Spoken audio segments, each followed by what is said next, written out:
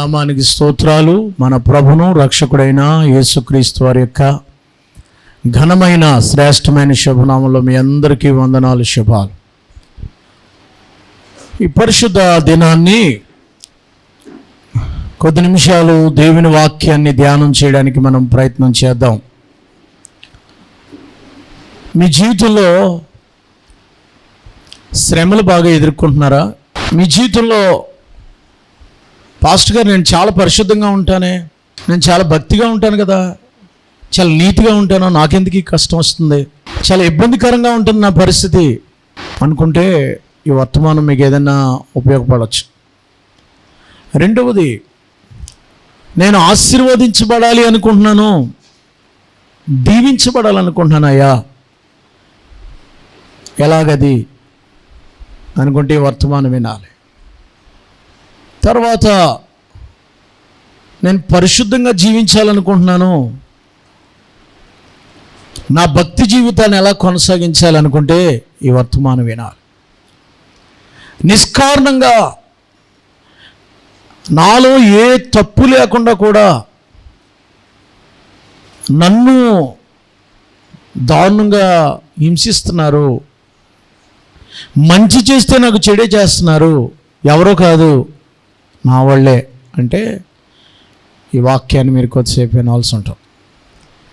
So ఇలాంటి వాటన్నిటికీ పరిష్కారం ఏంటి, లేకపోతే ఇలాంటి సిచ్యువేషన్లో నీ జీవితం ఉంటే నువ్వు ఎలాగా జీవించాలి అనేది మనం ఇది నేర్చుకుంటాం. చాలా అభివృద్ధి చెందాలి మన జీవితం, ఫలభరితమైన జీవితం ఉండాలని.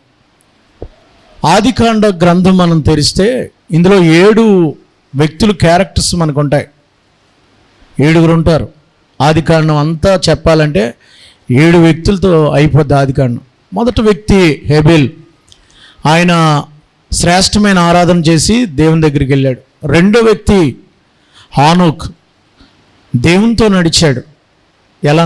దేవునితో నడవాలంటే హానోక్. మూడో వ్యక్తి నావహు, దేవుడు చెప్పింది చేశాడు, దేవుడు పని చేశాడు. నాలుగో వ్యక్తి అబ్రహాం, శ్రేష్టమైన విశ్వాసం. ఆధారం లేనప్పుడు అబ్రహాము దేవుడిని నమ్ముకున్నాడు. విశ్వాసం అంటే ఏంటో ఆయన నుంచి నేర్చుకుంటాం ఆదికాండంలో.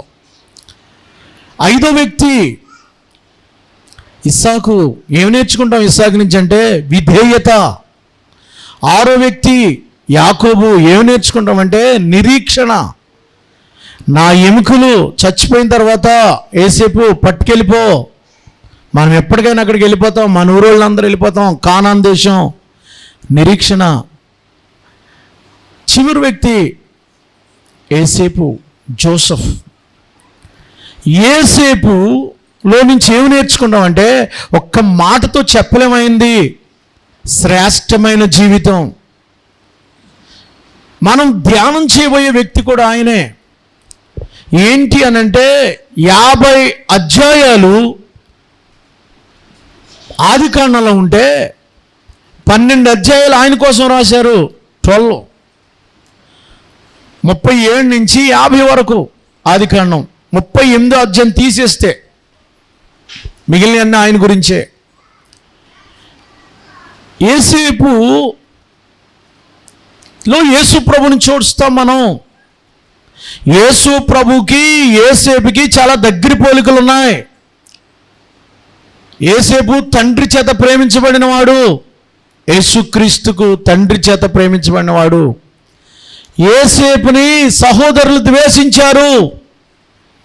యేసు ప్రభువాన్ని సహోదరులు సిలువేసి ద్వేషించారు యూదులు. యేసు ప్రభువారిని 30 వెండి నాణాలకు అమ్మేశారు. యేసేపుని 20 వెండి నాణాలకు అమ్మేశారు. యేసు ప్రభువారు అంగీ తీసేశారు, యేసేపు అంగీ కూడా తీసేశారు. యేసు ప్రభువారు యూదులు తిరస్కరిస్తే అన్ని జనుల మధ్యకి వెళ్ళిపోయాడు. యేసేపు సొంతలు తిరస్కరిస్తే ఐగుప్తు వెళ్ళిపోయాడు. యేసేపు అన్నల్ని ప్రేమిస్తే యేసు ప్రభువారు లోకాన్ని ప్రేమించారు. యేసు ప్రభువారు క్షమిస్తే యేసేపు అన్నల్ని క్షమించాడు. These are qualities, same to same కనపడతాయి మీకు. యేసు ప్రభుతో పోలుస్తారు. అలాంటి వ్యక్తిని గురించి ఈ ఆదివారం ధ్యానం చేస్తున్నాం. శ్రద్ధగా వినండి. యేసేపు బాల్యకాలం అంతా హ్యాపీ, జాలీ, అబ్బో నాన్నకి చాలా ఇష్టం, ఏం కావాలంటే అది చాలా బాగుండేది ఆయనతో పని. రే ఎవరు అని పిలిస్తే ఈయన మాత్రం నాయనా బాబు, రే బాబు యేసేపు రారా, అది పిలుపు నాన్నగారి దగ్గర. ఎక్కడ పడుకున్నావురా, రా నా పక్కొచ్చే. యేసేపుకి 17 సంవత్సరాలు ఉంటే అన్నకి 30 సంవత్సరాలు ఉంటాయి.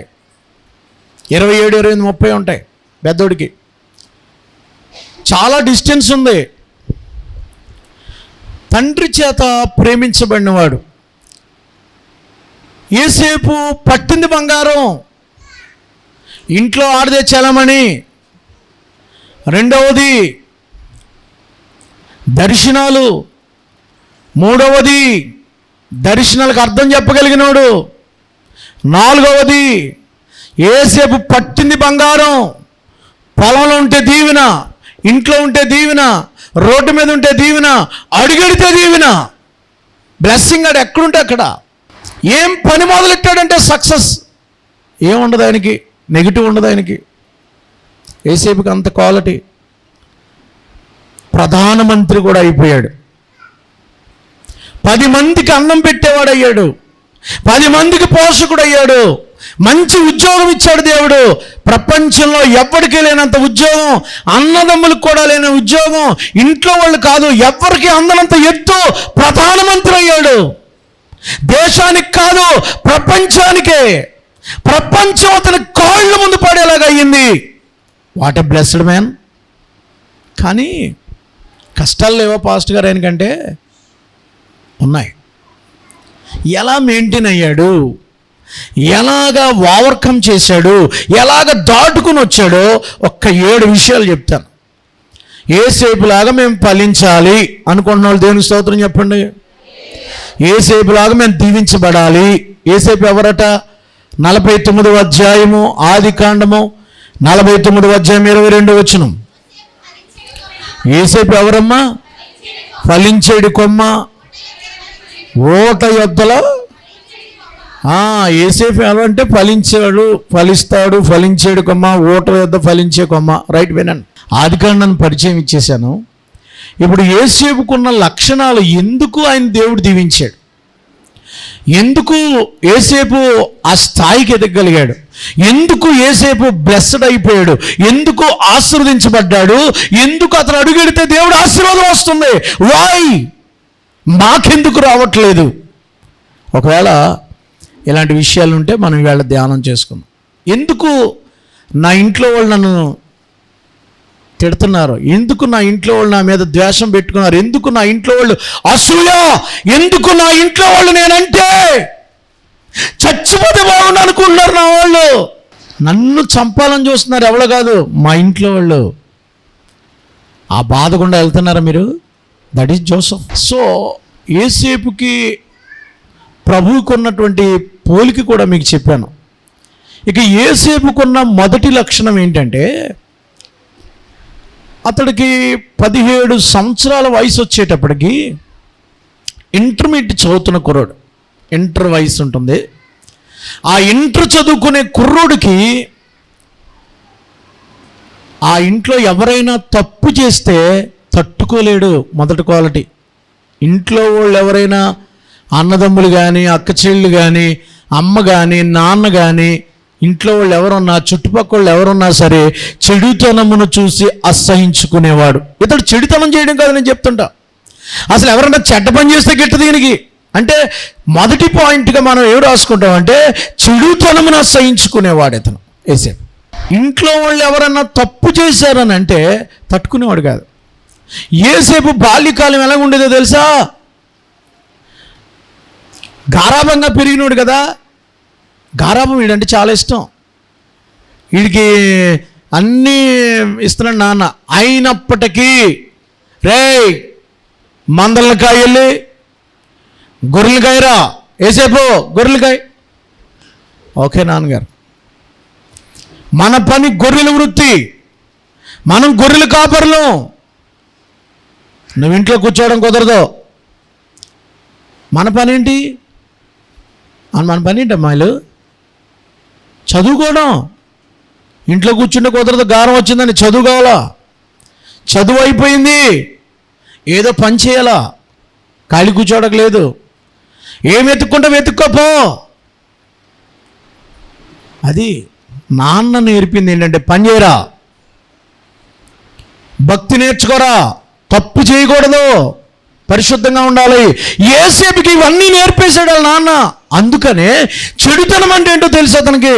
చూడండి 37వ అధ్యాయం, 37వ అధ్యాయము 1, 2 వచనాలు.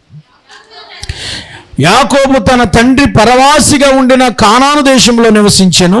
యాకోబు వంశావళి ఇది. యోసేపు 17 ఏండ్ల వాడు, అంటే 17 సంవత్సరాలు తన సహోదరులతో కూడా మందను మేపుచుండెను. రే, ఈడు గారం, ఈడు నా ముద్దుల కొడుకు, ఈడు నాకు ఇది నో, అందరితో కలిసి నువ్వు కూడా పనికి వెళ్ళంతే. ఒకడిని గారం చేస్తాడు, చిన్నోడు అంటాడు, ఆఖరోడు అంట, ఆడిని ఇంట్లో పెట్టేసుకుంటారు కొంతమంది. ఏమి నేర్పరు ఆడికి, పని నేర్పరు. ఆడికి చిన్నోడు కదండి, అందుకని చిన్నది కదండి. యేసేపు బాగుపడమే ప్రధాన కారణం. చిన్నోడిని బాగా పనిలో పెట్టాడు నాన్నదే. చిన్నోడు పెద్దోళ్ళు ముందు పని చేయి, ప్రార్థన చేసుకో, చర్చికి వెళ్ళు, క్రమశిక్షణ. చెడుతనము చూడండి అక్కడ. అతడు చిన్నవాడై తన తండ్రి భార్యలైన బిల్హా కుమారుల యొద్దను జిల్ఫా కుమారుల యొద్దను ఉండెను. అప్పుడు యోసేపు వారి చెడుతనమును గూర్చిన సమాచారం విని వారి తండ్రి వద్దకు తెచ్చుచుండేవాడు. అమ్మా, నానా, అన్నయ్య రూబేను అమ్మాయితో మాట్లాడుతున్నాడు, అక్కడ చూశాను నేను. ఏ రూబేన్గా, సాయంత్రం నాన్న వార్నింగ్ ఇంట్లో, ఏ రూబేన్ ఎక్కడికి వెళ్ళారా? అక్కడ మాట్లాడుతున్నావు ఏంటి వాళ్ళతోటి? నాన్నగారు జాగ్రత్త, ఇంట్లోకి వచ్చేసాడు. ఎవరు చెప్పాడురా? 11 మంది ఉంటారు కదా. ఎవరు చెప్పాడురా? వీడు చెప్పడో, పెద్దోడు చెప్పడు, వీళ్ళందరూ సిబ్లింగ్లు కదంటే ఒకే వయసు చెందిన వాళ్ళు పెద్దోళ్ళు. వాళ్ళు ఎవరు చెప్పరు, ఒక తల్లి పిల్లలు. ఆడు చెప్పడు, వీడు చెప్పడు, ఏసేపుగా నువ్వు చెప్పావా? చెప్పాను. జాగ్రత్త, అయిపోద్ది నీకు. అది మనోడు ఇంట్లో పొజిషన్ ఉంటుంది కదా మన ఇంట్లో. ఇది పిల్లలు, నాన్న గాదుగాడు అక్కడ మందేసేస్తున్నాడు నాన్న, నేను చూశాను. రే గాదు, ఎక్కడికి వెళ్ళవరా? మంది. ఎవడు ఈ లోపలికి ఎవడు చెప్పాడురా? ఎవడు చెప్పాడు? చెప్పవరా నీ పని?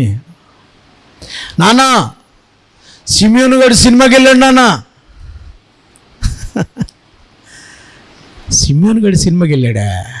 ఎరా సాయంత్రం సిమియోన్ ఎరా రా వెళ్ళరా, బెత్తమిచ్చుకున్నాను. సినిమాకి వెళ్ళామంటారా? మన దేవుని పిల్లం కదరా. నాన్నగారు ఇంట్లోకి వచ్చి, ఎవరు చెప్పాడురా? నేను చెప్పలేదు. చెప్పవరా? చెప్పాను. జాగ్రత్త. అసూయ పెరిగిపోయింది ఆటోమేటిక్గా అన్నలకి, తమ్ముడి మీద. చెడుతనమును అసహించుకుంటున్నాడు, చెడుతనాన్ని ఖండిస్తున్నాడని, చెడుతనాన్ని తప్పు చేయకూడదని ఇంట్లో వాళ్ళు. ఇప్పుడు వినండి నా మాట వినండి. ఇంట్లో వాళ్ళు మీద పితూరులు చెప్పాలని కాదు యేసేపు ఉద్దేశం, కంప్లైంట్లు ఇవ్వాలని కాదు. నా ఇంట్లో వాళ్ళు చెడిపోకూడదని.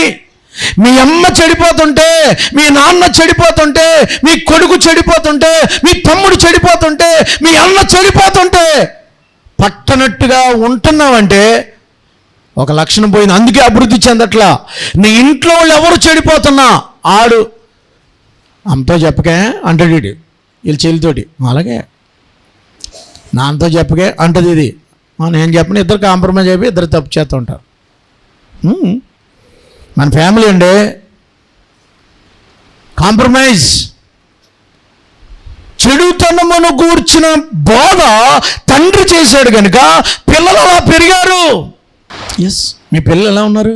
కాబట్టి చెడుతనమును అసహించుకోవాలి. మొదటి మాట ఏమిటంటే చెడుతనమును అసహించుకునేవాడు, చెడుతనం చేస్తే సహించలేనోడు, చెడుతనం చేస్తే కంప్లైంట్ చేసి ఎవరికి చెప్పాలో వాళ్ళకి చెప్పి వాళ్ళు రైట్గా ఉండాలి. ఎందుకు యోసేపు అలా చేశాడంటే అన్నలు బాగుపడాలని తప్ప వాళ్ళ మీద ద్వేషం కాదు. మనోళ్ళు అన్న మీద ప్రేమ మీద చెప్పరేళ్ళు. కామ్గా చేసిన తప్పులన్నీ వీడికి తెలుసు, కవర్ చేసేద్ది. తల్లికి కూడా తెలుసు, ఆయనకి తెల్లనవదు, కవర్ చేసేద్ది ఇవిడి. చివరికి ఎవరు పాడవుతారు? ఏమ్మా, ఎవడికి భయపడతాడో వాడికి చెప్పాలా, ఎవరు యజమానుడు వాడికి చెప్పాలా, అప్పుడే క్రమశిక్షణ వస్తుంది. లేకపోతే పిల్లలు చెడిపోతారు. 11 మంది ఒక లెక్క, యోసేపు ఒక లెక్క. ఉన్నారా నీ బిడ్డలో యోసేపులాగా? మన మొదటి క్వశ్చన్, యోసేపు అన్నలు తప్పు చేస్తే నాన్న కంప్లైంట్ చేసేవాడు, అమ్మ తప్పు చేస్తే నాన్న కంప్లైంట్ చేసేవాడు, నాన్న తప్పు చేస్తే ఎవరికో చెప్పేవాడు. ఇంట్లో వాళ్ళందరూ మంచిగా పరిశుద్ధంగా భక్తిగా ఉండాలని కోరుకునే వ్యక్తి. ఇది మొదటి లక్షణం. మన ఫ్యామిలీ అంతా బాగుండాలని కోరుకోవాలి. మన కుటుంబం, మన సంఘం, మన గ్రామం, మన దేశం, మన ప్రపంచం బాగుపడాలి. ఇది మొదటి లక్షణం. నా టైం అవుతుంది కదా. రెండవది ఏంటంటే, యోసేపులో ఉన్న రెండో లక్షణం ఏంటంటే, యోసేపుకి బాగానే ఉంది, ఫ్యామిలీ అయిపోయింది. అతనికి ఇప్పుడు ఏం స్టార్ట్ అయ్యాయంటే శ్రమలు స్టార్ట్ అయ్యాయి. శ్రమలలో భక్తిగా నిలవగలిగిన వాడు, రెండో శ్రమలను తట్టుకోగలిగినవాడు. అంగీ కొనిచ్చారు వీడికి, రంగురంగులు గౌను కొన్నాడు. వాళ్ళ నాన్న గౌను వేసుకున్నాడు. అన్నలు కలిసి వచ్చింది. ఒకసారి రే అన్నోళ్ళు షకీంకి వెళ్ళారు గొర్రెలు మేపుకుంటాకి. నువ్వు క్యారేజ్ పట్టుకెళ్ళి. ఏంటి క్యారేజీ? జొన్నలు, జున్నుగడ్డలు, రొట్టెలు ఇవన్నీ పట్టుకెళ్ళి అన్నోళ్ళకి. 11 మంది అన్నలు, వాళ్ళందరికీ. ఓకే, అలాగే డాడీ కావిడ వేసుకుని 10 మందికి కలపండి, ఒక 50 రొట్టెలు, ఇంకా ఏమో జున్నుగడ్డలు, పలావ్, బిర్యానీ అన్నీ వండి క్యారేజ్ పట్టుకెళ్ళాడు. వీళ్ళు హెబ్రోన్లో ఉంటున్నారు. యాకోబు ఎక్కడ ఉన్నాడంటే హెబ్రోన్లో ఉంటాడు. హెబ్రోన్ నుంచి షెకెముకి 80 కిలోమీటర్ల దూరం. 80. ఇక్కడి నుంచి కాకినాడ అంత దూరం నడిచి వెళ్ళాలి. వారం రోజులు నడిచి వెళ్ళాడు అన్నల దగ్గరికి. ఈలోగా వాళ్ళు షెకెము నుంచి ఇంకో చోటకి వెళ్ళిపోయాడు, దాతాను వెళ్ళిపోయాడు. అక్కడి నుంచి 20 కిలోమీటర్లు ఇంకో రోజు నడిచాడు. అన్నోళ్ళు దొరికారు. దొరకగానే వాళ్ళు అన్నారు, రే గుర్తుపెట్టారు, రే ఆడు వచ్చాడు రా. ఎవడరా? యోసేపు గాడు. ఏం చేద్దాం? వేసేద్దామండి, చంపేద్దాం. ఎందుకని? అన్నా పొద్దున్న లేచాడు రోజుని ఎందుకు ఒకేసారి వచ్చే మీరు ఎవరి మీదన్నా ఈడు ఉండకపోతే బాగుండి వీళ్ళు లేచిపోతే బాగుండి ఓవర్ నైట్లో వస్తుందా? వాళ్ళ మీదన్నా దేశం ఒక్క రోజులోనే వచ్చేస్తుందా? ఈ మనిషి చచ్చిపోయేంత వండుకుంటే ఉండే బాగున్నాం అని ఎప్పుడు అనుకుంటాం మనం? ఎప్పటి నుంచో ఉంది ఇది. ఎప్పటి నుంచి ఉందంటే, అన్నా పొద్దున్న లేచాడు, నాకు కళ వచ్చింది. ఏంట్రా? అది మనం కోతకి వెళ్ళామన్నా, పనులన్నీ మన నిలబెట్టాం. నా పని ఏమో నిలబడి ఉంది, మీ పనులన్నీ నా దగ్గర మోకరించి ఉన్నాయన్నా. ఏంట్రా? నా పన్ను నిలబడింది, నీది మేమేం మోకరిచ్చామా? నీకెంత గర్వరా నీకు? అప్పుడే నువ్వు పెద్దోడు అయిపోతున్నావు, నువ్వు చిన్నోడు కూడా నోర్మే అన్నారు. నాన్న ఇలాగొచ్చింది.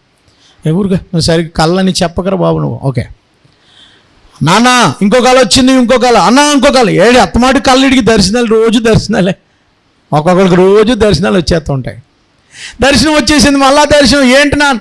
ఆ ఆకాశంలో 12 నక్షత్రాలు ఉన్నాయి, అందులో నాది, మిగిలిన మన 12 అనమాట. ఆ నక్షత్రాలన్నీ 11 నక్షత్రాలు నాకు నమస్కారం పెడుతున్నాయి. మళ్ళీ సూర్యుడు చంద్రుడు కూడా పెడుతున్నాడు. ఇది నా కళ. అంటే అమ్మ నాన్న కూడా పెడుతున్నారా నీకు? నిన్నటి వరకు పనులు అన్నావు, నీకు అమ్మ నాన్న కూడా నమస్కారం. ఏం మాట్లాడుతున్నారు? అన్నవాళ్ళు అందరూ తిట్టేశారని. కానీ యాకోబు ఏం అనలేదంట, మనసులో పెట్టుకున్నాడంట. ఎందుకంటే అన్నోళ్ళతో అందామంటే తమ్ముడితో పక్షం జాయిన్ అయిపోయావు అంటాడు. ఒకవేళ ఈయన ఏదన్నా ఈయన తిడదామంటే అనలేదు. ఎందుకు మనసులో పెట్టుకున్నాడు తెలుసా? ఈ 11 మందికి ఎవరికి కళ్ళలు రావట్లేదు, వీడికే వస్తున్నాయి. నాకు కూడా కళ్ళు వచ్చే అలవాటు ఉంది కదా, నాకు కళ్ళు వచ్చే కదా ఇంతవరకు తీసుకొచ్చింది నన్ను.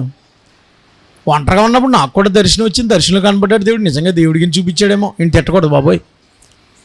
ఇప్పుడు ఏసేపుని తిడితే ఎవరిని తిట్టినట్టు?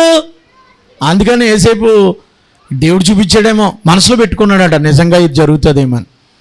ఈ కళల కారణంగా, ఈ అంగీ కారణంగా అన్నలను లేపేద్దాం అనుకున్నారు. రాగానే అన్నా భోంచెచ్చానన్నా, అన్నం తెచ్చానన్నా,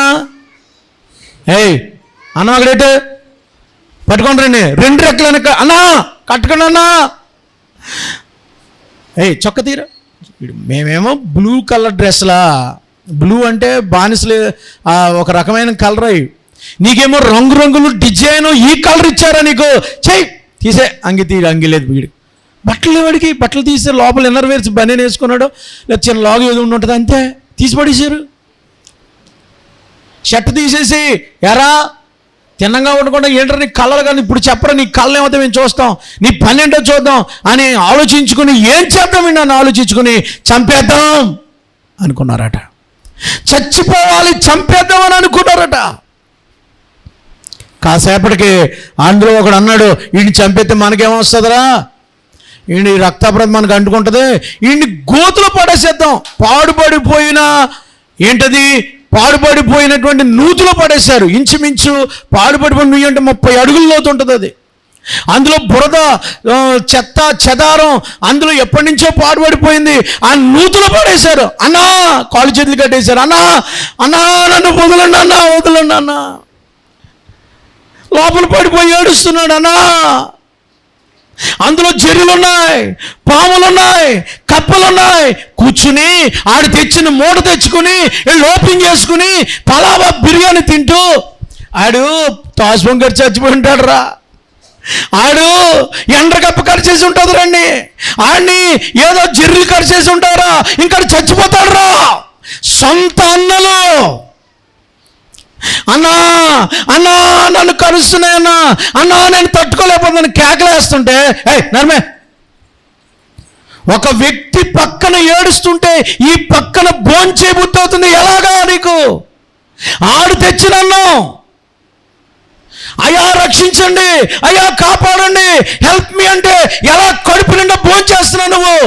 ఆడు పెట్టిన మొర్ర వింటాడు దేవుడు, నీకు రివెంజ్ ఇస్తాడు, జాగ్రత్త. ఏళ్ళనదే బాధ పెట్టాడు దేవుడు, జైల్లో పెట్టించి ఏసేపే పరీక్షించాడు. అప్పుడే రూబేన్ అంటాడు, రే ఆడు వద్దు, వేదన పడొద్దు, వదిలేయండి అన్నంటే విన్నావా మనం? ఈవేళ ఈ బాధ వచ్చిందిరా మనకి. సొంత అన్నలే అతను నమ్మేశారు, సొంత అన్నలే అతని గుంట్లో పడేశారు, సొంతోళ్ళే అతను ద్వేషించారు. ఇంకా ఏం జరిగిందో తెలుసా?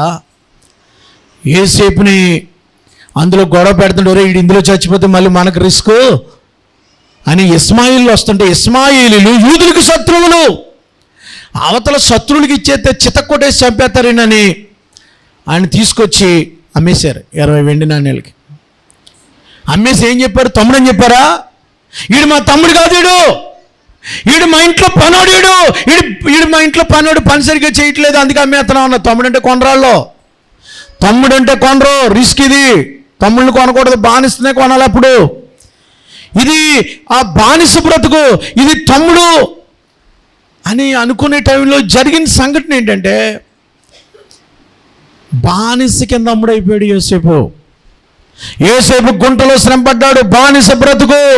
ఇప్పుడు బట్టలు లేకుండా మోసుకెళ్ళిపోయారండి, సంతలో పెట్టారు, రే ఇన్ని కొనుక్కోండి. పొతీఫర్ ఇంట్లో అతడు అమ్మబడ్డాడు. శ్రమల గుండా ప్రయాణం చేశాడు, శ్రమల గుండా నడిచాడు. ఎందుకు నాకు ఈ శ్రమ ఇచ్చావు ప్రభు అని అడిగినట్టుగా కానీ, ఎందుకు నాకే బాధ పెట్టావని అడిగినట్టుగా కానీ బైబిల్లో ఎక్కడ రాయలేదు. దేవుణ్ణి ప్రశ్నించలేదు, దేవుణ్ణి ఎదిరించలేదు. నేను ఈ శ్రమ వచ్చే కంటే చచ్చిపోతే బాగుండని అనలా. అన్నలు బాధ పెట్టినా, పొతీఫర్ భార్య బాధ పెట్టినా, పొతీఫర్ తీసుకెళ్ళి జైల్లో పడేశాడు. వాళ్ళ భార్యతో పాపం చేయలేదని జైల్లో పడేశారు. శ్రమల గుండా వెళుతున్నారేమో, కష్టాల గుండా నడుస్తున్నారేమో. సార్, ఈ బాధలన్నీ ఎలా తట్టుకున్నాడు? అది మీ ప్రశ్న. ఈ బాధలన్నిట్లో కూడా దేవుణ్ణి అడిగినట్టుగా కానీ, లేకపోతే ఇంకోటి, ప్రభా ఈ అన్నల్ని నాశనం చేసేయి అని ప్రార్థన చేశాడా? పోతీఫర్ భార్యని పాడు చేసేయి అని ప్రార్థన చేశాడా? నేను ఏ తప్పు చేయలేదని ప్రార్థన చేశాడా? చేయలేదు. శ్రమల్లో కూడా తట్టుకున్నాడు, నిలబడ్డాడు. ఎందుకనంటే అతను ఒకటే గమనించగలిగాడు, దేవుని సన్నిధి నాతో ఉంది. యెహోవా అతనికి 39వ అధ్యాయంలో యెహోవా అతనికి తోడై ఉండెను. 39వ అధ్యాయం 2వ వచనంలో యెహోవా అతనికి తోడై ఉండెను. ఎవరు శ్రమలు తట్టుకోగలరు? ఎవరు శ్రమల్లో నిలబడగలరు?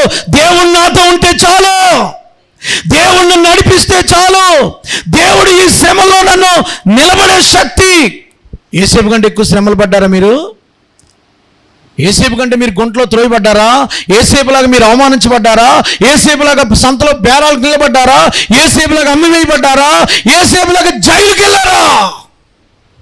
జైల్లోకి కూడా వెళ్ళాడు. ఇందాక మీ మాస్టర్ చెప్పుంటారు, చెయ్యని నేరానికి అతను ఎక్కడికి వెళ్ళాడమ్మా?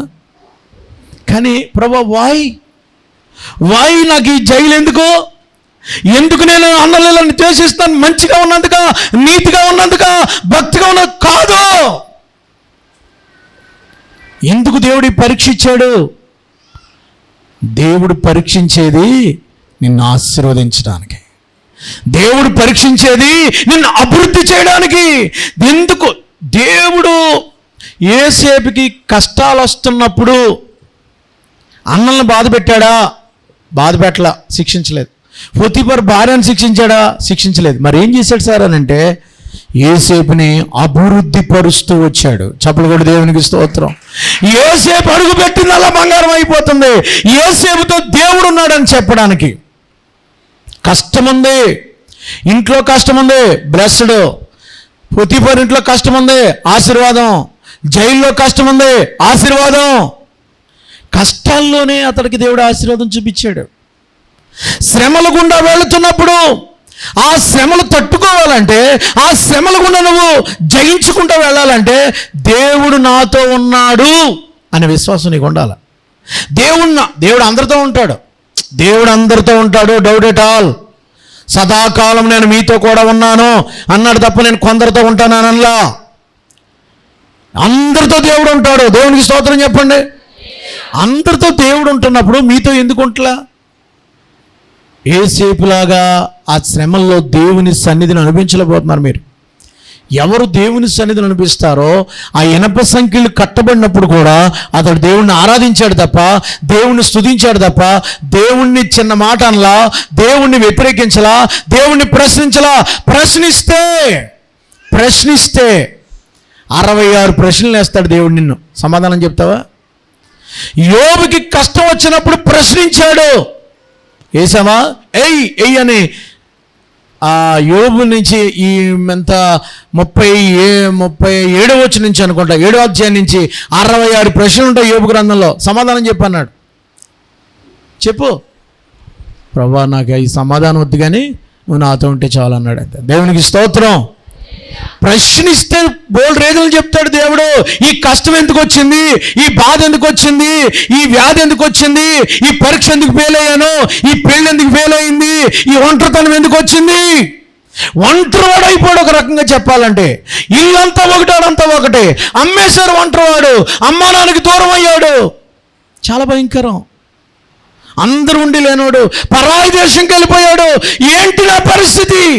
యోసేపు శ్రమలలో కూడా దేవునితో సహవాసం కలిగి ఉన్నాడు. శ్రమల్లో కూడా దేవుని సన్నిధిని అనిపించాడు. ఎవరు అనిపిస్తారంటే, ఎవరు దేవునికి దగ్గర సంబంధంగా ఉంటారో, ఎవరు దేవునిలో తమ జీవితాలు నడిపించుకుంటారో వాళ్ళు మాత్రమే శ్రమల్లో నిలబడగలుగుతారు. ఆ శ్రమ జీవితాన్ని ఆస్వాదించినప్పుడు, ఈ శ్రమలు తీసేయనలా, ఈ శ్రమలు నాకు ఎందుకు ఇచ్చావని అనలా, అసలు నువ్వు దేవుడు అనేవాడు ఉంటే, ఎంత నీతిగా ఉంటే నాకు ఎందుకు జరుగుతున్నా అనలా. ఆ శ్రమల్లో ఉండే ప్రార్థన చేసుకున్నాడు, దేవుని సన్నిధిని అనిపించాడు. కనుకనే యోసేపు ఫలించాడు, అభివృద్ధి. నువ్వు ఫలించాలంటే దేవుని స్ట్రాటజీ ఏంటి తెలుసా? బైబిల్లో ఏ వ్యక్తినైనా చూడండి, ఏ దైవజనుడైనా చూడండి, ఎవరినైనా చూడండి, వాళ్ళు పరీక్షించకుండా శ్రమలోకి వెళ్లకుండా వాళ్ళు దీవించబడలా. ఎవరినైనా తీసుకోండి, ఎనీ పర్సన్, ఈవెన్ ఇస్సాకు కూడా వాళ్ళ కరువులోకి వెళ్ళకే దీవించబడ్డారు. ప్రతి ఒక్కరూ శ్రమానుభవంలో నుంచే. అసలు శ్రమలే లేకుండా మీరు ఎలా దీవించబడతారు? క్రిస్టియానిటీలో ఉన్నది కొన్ని కష్టాలు, కొన్ని శ్రమల్లో నుంచే ఆశీర్వాదం. ఎందుకు దీవించబడ్డాడంటే శ్రమ జీవితంలోంచి దేవుడు దీవెనిస్తాడు. దేవునికి స్తోత్రం. నేను మూడో మాట చెప్తున్నాను. ఈయనలో ఉన్న మూడో లక్షణం ఏంటంటే, యోసేపు ఎక్కడున్నా సరే, ఆ ఇంట్లో అమ్మేశారు కదా, ఎవరింట్లో? పొతీఫర్కి అమ్మేశారు కదండి. పొతీఫర్కి అమ్మేస్తే ఆయన చూశాడట ఈయనలో. 39వ అధ్యాయం 2వ వచనం. యెహోవా యోసేపుకు తోడైండెను గనుక అతడు వర్ధిల్లుచు తన యజమానుడుగా ఐగుప్తీయుని ఇంట కనబడెను. యెహోవా ఇంట నుండెను. యెహోవా అతనికి తోడై ఉండెననియు, అతడు చేసిన అతని చేతిలో యెహోవా సఫలము చేసిననియు అతని యజమానుడు చూచినప్పుడు యెహోవా యోసేపు మీద అతని కటాక్షం కలిగిన కనుక అతని యొద్ద పరిచర్య చేయువాడాయను. అమ్మా, యోసేపు రాగానే ఒకడు చూస్తున్నాడు. కుర్రోడు ఇంట్లో కొనుక్కున్నాడు, కొత్తగా వచ్చాడు, బానిస, హక్కులు లేవాడికి. రేయ్ తొడరది, చాలా నీట్గా తుడుస్తున్నాడు. రేయ్ ఆ వస్తువులు జాగ్రత్త పెట్టరా, చాలా బాగుంది. రేయ్ ఈ 100 రూపాయలు ఇచ్చి బజార్లోకి వెళ్ళి ఈ కాయగూరలు పట్టారా, ₹10 మిగిలింది, పట్టుకొచ్చేసాడు. రేయ్ అక్కడ పొలంలో ఏం పని జరుగుతుంది, అక్కడ మొత్తం అంతా క్లీన్ చేసారంటే మందు కొట్టేసి అంతా క్లీన్గా ఉంది. అబ్బా ఏంటి ఇతనిలో ఏం చూశాడంటే నమ్మకత్వాన్ని చూశాడు. అందుకనే ఇప్పుడు నువ్వు పనుడు కాదు, నాకు పరిచర్య చేయడు, పర్సనల్ అసిస్టెంట్, పిఏ పరిచర్య. చూడు 4వ వచనంలో అతనికి పరిచర్య చేయవాడాయను. ఇప్పుడు పర్సనల్ అసిస్టెంటే కాదు, చూశాడు, చాలా నమ్మకంగా ఉంటున్నాడు. రే బ్యాంకులు ఇది కట్టరా, అది కట్టరా, ఇది కట్టరా, ఆ పని చేయి, ఈ పని చేయి టెస్ట్ చేస్తే అతనిలో నమ్మకత్వం కనబడింది. ఇప్పుడు నువ్వు పనుడు కాదు నా ఇంట్లో, నా ఇంటికి యజమానుడు, విచారణకర్త. అంటే మొత్తం ఇదిగో నా ఫ్యాక్టరీకి నువ్వు CEO, నా పొలాలకి నువ్వు ఉద్ధారకుడు, అధినేతవు, నువ్వు పని చేయించు. ఇదిగో ఇన్నున్నాయి, నా ఇంట్లో ఏ పని జరగాలన్నా, ఈ ప్యాలసీలో ఏది చేయాలన్నా, మేము ఏం తినాలన్నా, మార్కెట్లోంచి ఏమి రావాలన్నా, ఏం అమ్మాలన్నా నీ ఇష్టమే. నమ్మకం. యోసేపులో ఏం కనిపించాడు, ఏం చూశాడు? యోసేపు దీవించబడే కారణం ఏంటండి? నమ్మకత్వం. అందుకనే విచారణకర్త. యోసేపు ఇక్కడే నమ్మకం కాదు, ఇంట్లో నాన్నగారి దగ్గర నమ్మకం. రే దోతానెలరా, నమ్మకం. పొతీఫర్ ఇంట్లో నమ్మకం, జైల్లో నమ్మకం. జైలు అధికారి ఏమంటాడో తెలుసా? యోసేపు నువ్వు జైలుడి కింద వండుకో, నా డ్యూటీ అంతా నువ్వు చేసుకో, జైలు అందరు నువ్వు ఏ పని చేస్తావు చేసుకో. నమ్మకం. యోసేపు అంటే నమ్మకం ఎక్కడ చూసినా. తర్వాత ఇంకో దిక్కున ఉద్యోగం చేశాడు ఈయన. ఎవరి దగ్గర పని చేశాడండి? ప్రధానమంత్రికి ఎవరి దగ్గర ఉన్నాడు? ఫరో దగ్గర ప్రధానమంత్రిగా పనిచేశాడు. ప్రధానమంత్రిలో నమ్మకం. ఇదిగో 7 సంవత్సరాలు కరువు వస్తుంది, పంటలన్నీ పండించి పోగేసి గొడవన్లు కట్టించేశాడు. పంటలు వస్తున్నాయని జల్సాగా ఖర్చు పెట్టలా, వృధాగా చేయలేదు. Pin to pin. మీకు ఎంత అవసరం, 5 కేజీల బియ్యమే, నెలకు అదే తీసుకోండి. మీకు 20 కేజీలు వచ్చినా మిగిలిన 15 కేజీలు లోపల పెట్టేయండి. నమ్మకం. ఎక్కడండి నమ్మకం? జైల్లో నమ్మకం, ఇంట్లో నమ్మకం, ఆయన పనిచేసే ఆ పొతీఫర్ గారి నమ్మకం, ప్రధానమంత్రిలో నమ్మకం. అసలు ఆ 7 సంవత్సరాలు కరువు వచ్చినప్పుడు గొడవలు కట్టించి నింపి పడేశాడట. మరలా 7 సంవత్సరాలు పంట పడినప్పుడు కరువు వచ్చినప్పుడు ఏం చేశాడో తెలుసా? మొత్తం ఆ ఐగుప్తీయుల ఆస్తంతా ఫరో కోసం కొనేశాడట, మనుషులు కూడా కొనేశాడు. వీళ్ళకే కాదు, ప్రపంచానికి సరిపడా ధాన్యం, గింజలు, లేకపోతే మినుములు, లేకపోతే పప్పు ధాన్యాలు ఎవరి దగ్గర ఉన్నాయి? ఒక ఐగుప్తీ దేశంలో ఉన్నాయి. ఎందుకని? That is Joseph. నమ్మకత్వం. దేవునికి స్తోత్రం. ఈవేళ చాలామంది నమ్మకం లేకపోవడం వల్ల దీవించబడలేకపోతున్నారు. నీ వ్యాపారంలో నమ్మకం, నీ ఉద్యోగంలో నమ్మకం, నీ స్టడీస్లో నమ్మకం, నీ స్కూల్లో నమ్మకం ఉందా? నమ్మకం లేదు. ఈవేళ నమ్మకత్వాన్ని పోగొట్టుకున్నారు. ఆడికి 100 రూపాయలు ఇస్తే ఇంకా డబల్ వేసి చెప్తాడు. నమ్మకం లేదు అక్కడ, అపనమ్మకం. అందుకే బలా నమ్మకమైన మంచి దాసుడా, మిక్కిలి కొంచెంలో నమ్మకం కొన్నావు కనుక నిన్ను అనేకమైన మాట మీద అధికారిగా నియమిస్తున్నాను అన్నాడు. అమ్మ, ఎంతమంది నమ్మకస్తులుగా ఉన్నారు? నీ భర్త దగ్గర నమ్మకం, నీ భార్య దగ్గర నమ్మకం, మీ నాన్న దగ్గర నమ్మకం. పర్లేదు, ఈ 100 రూపాయలు కొట్టేసిన వాడు ఏమనుకోడు, కానీ నమ్మకాన్ని పోగొట్టుకుంటున్నావు నువ్వు. చాలామంది నమ్మకాన్ని పోగొట్టుకుంటున్నారు.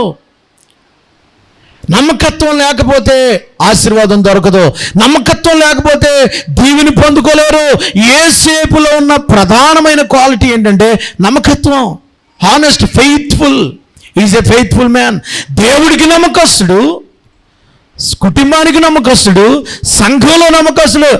ఈ పని చేయండి అని పిల్లలకు అప్పచెప్పాం అనుకోండి, నమ్మకంగా చేయాలి. అంతేకాని సగం తుడిచి వదిలేసిపోయాడు అనుకో, అని ఏమంటారండి? పాస్ట్ గారు ఉన్నప్పుడు చేసి వెళ్ళిపోవడానికి ఏమంటారు? కాసేపు అలాగేలా తుడిసి అది చేసి అయిపోయిందండి అయ్యారు, అంతే అయిపోయింది. ఏమైంది? నమ్మకం లేదు. నీకు అప్పగించబడిన పనిలో నమ్మకం, అది ఉద్యోగమైనా, అది చదువైనా, అది వ్యాపారమైనా నమ్మకంగా ఉండు. దేవుడు యేసేపు కంటే ఎక్కువగా నిన్ను దీవించబోతున్నాడు. నమ్మకం దేవుని స్తోత్రం చెప్దాం. నమ్మకత్వాన్ని పోగొట్టుకున్నాం మనం. రూపాయి దగ్గర కూడా నమ్మకంగా ఉందాం. రూపాయి దగ్గర ఎన్ని చోట్ల అపనమ్మకత్వం, ఎన్ని చోట్ల అవినీతి, ఎన్ని చోట్ల అపిత్రత. 4వది యేసేపులో ఉన్నది. నిన్న టైం అవుతుంది కనుక 7 విషయాలు చెప్పలేను, ఇంకో 2 చెప్పి ముగించేస్తాను. 4వది ఏంటంటే 42వ అధ్యాయం 18వ వచనంలో చూస్తే యేసేపులో ఇంకోటి ఉందట. 42వ అధ్యాయం 18వ వచనం.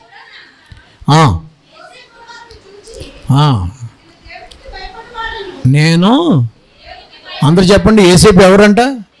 దేవునికి భయపడేవాడు. దేవునికి స్తోత్రం చెప్పండి. ప్రియులారా, యేసేపు ఎందుకు అభివృద్ధి చెందట్లా?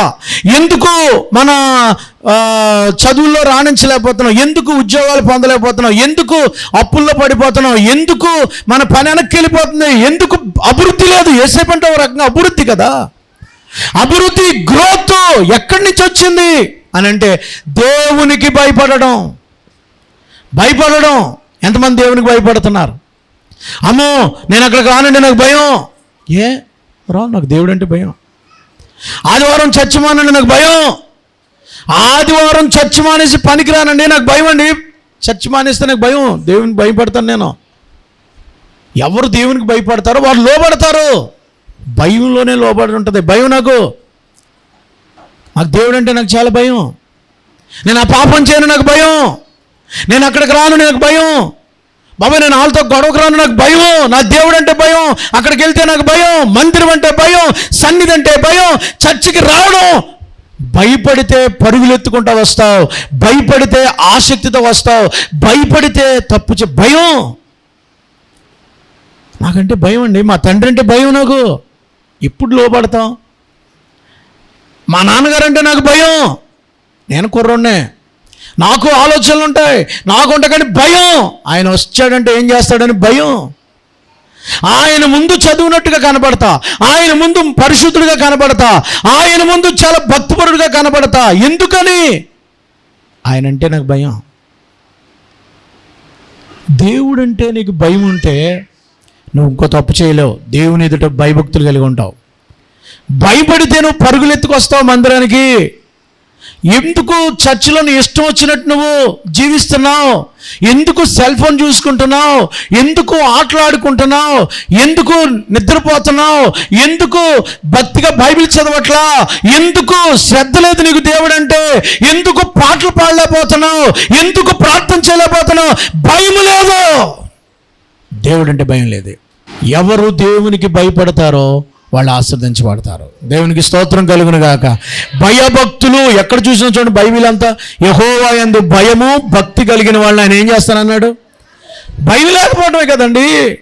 పాస్ట్ గారు అంటే భయం ఉండదు, దేవుడు అంటే భయం ఉండదు, వాక్యానికి విధేయత ఉండదు, లోబడతనం ఉండదు, ఇష్టం వచ్చినట్టే రావటం, లేకపోతే మానేయటం. దేవుడు అంటే నీకు భయం లేదా? మనము దేవునికి భయపడదాం. ఇంకంతకు మించి ఎక్కువ నేను అక్కడ చెప్పదలుచుకోలేదు. ముందుకు వెళదాం. 5వ మాట, ఆయన భయపడేవాడే కాదు. మొదట ఎవరండి? ఆయన చెడుతనాన్ని అసహించుకునేవాడు. రెండవది ఎవరండి?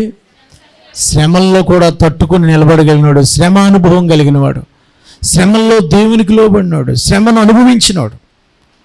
మూడవదిగా ఎవరమ్మా? నమ్మకమైనవాడు, ఫెయిత్ఫుల్, అతని వర్క్లో నమ్మ. నాలుగవదిగా అతడు దేవుడికి భయపడాడు. ఐదవది ఏంటంటే యేసేపు ఇన్ని కష్టాలు గుండా వచ్చాడు కదా. వినండి ముగిస్తా. యేసేపు ఇన్ని కష్టాలు పడతా వచ్చాడు, శ్రమలు పడతా వచ్చాడు. ఎక్కడికి అన్నలకు గెంటేశారు, తోసేశారు, ఆ ఇంట్లోకి వచ్చాడు, ఇంట్లో పనులు, బానిస బతుకు. నువ్వు బానిస బతుకవా? లేదు కదా, మనం ఫ్రీగానే బతుకం, పుట్టిన కాడి నుంచి అన్నీ ఉన్నాయి. ఇంత బానిస బతుకుల నుంచి ఇప్పుడు పైకి వస్తున్నాడు. ఆ ఇంటికి విచారణకర్త అయ్యాడు.